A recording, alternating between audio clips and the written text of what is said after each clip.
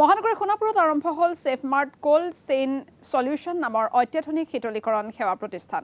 পতাকা জোকাৰি 18খনকৈ শীতলীকৰণ বাহন মুকলি কৰে অসম ষ্টাৰ্টআপৰ সচিব প্ৰধান ডক্টৰ জীৱন বাছাভাৰাজ, নেটফ্ৰি প্ৰবন্ধক অলি বৰা আৰু উপপ্ৰবন্ধক প্ৰশান্ত তালুকদাৰে। উত্তৰ পূৰ্বাঞ্চলৰ অতি দুৰ্গম অঞ্চললৈও ফ্ৰজেন খাদ্য সামগ্ৰী সুৰক্ষিত আৰু সঠিক তাপমান বজাই ৰাখি যোগান ধৰিব পাৰিব এই বাহনসমূহে।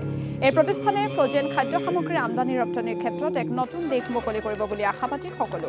মনিন্দৰ কলাচী আৰু কবিতা বাৰ্মাৰ উদ্যোগত আৰম্ভ হৈছে এই শীতলীকৰণ সেৱা প্ৰতিষ্ঠান।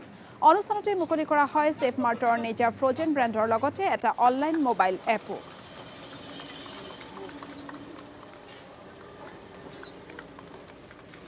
আজি আমাৰ বাবে এটা বহুত উল্লেখনীয় দিন, কাৰণ ছেফমাৰ্ট হৈছে নৰ্থ ইষ্টৰ এটা বহুত উল্লেখনীয় সংস্থান আৰু যিয়ে নৰ্থ ইষ্টৰ বিভিন্ন জেগাত ফ্ৰজেন ফুড ছাপ্লাই কৰে, ডিষ্ট্ৰিবিউশ্যন কৰে। আজি যিটো অনুষ্ঠান হৈছে তাত আমাৰ গ্ৰেণ্ড লঞ্চ হৈছে এটা চি স্পিয়াৰ বুলি এটা আমাৰ অ'ন প্ৰডাক্ট চি ফুডৰ, আৰু লগতে আমাৰ কোল ভেহিকেল যিটো কোল লজিষ্টিক্স হয় তাত আমাৰ নতুনকৈ সংযোজন কৰা হৈছে।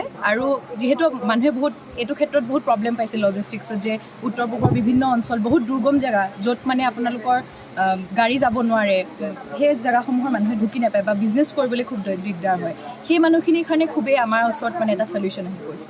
আৰু এনেকুৱা নৰ্থ ইষ্টত বহুত ষ্টাৰ্টআপ কোম্পানী আছে যিয়ে ধৰি লওক নিজৰ কোম্পানী প্ৰডাক্টছ অল অভাৰ ইণ্ডিয়াত চেল কৰিব বিচাৰে, কিন্তু তেওঁলোকে এটা ভেৰিফাইড লজিষ্টিক্স নাপায়, এটা ভাল প্লেটফৰ্ম নাপায়, বা তেওঁলোকে কাক চেনেলছ বনাব, কাক ডিষ্ট্ৰিবিউটাৰ্ছ বনাব, কাক ছুপাৰ ষ্টকিষ্ট বনাব। গতিকে এইখিনিৰ বাবে আমাৰ কোম্পানী হৈছে এটা উত্তম চলিউশ্যন তেওঁলোকৰ বাবে।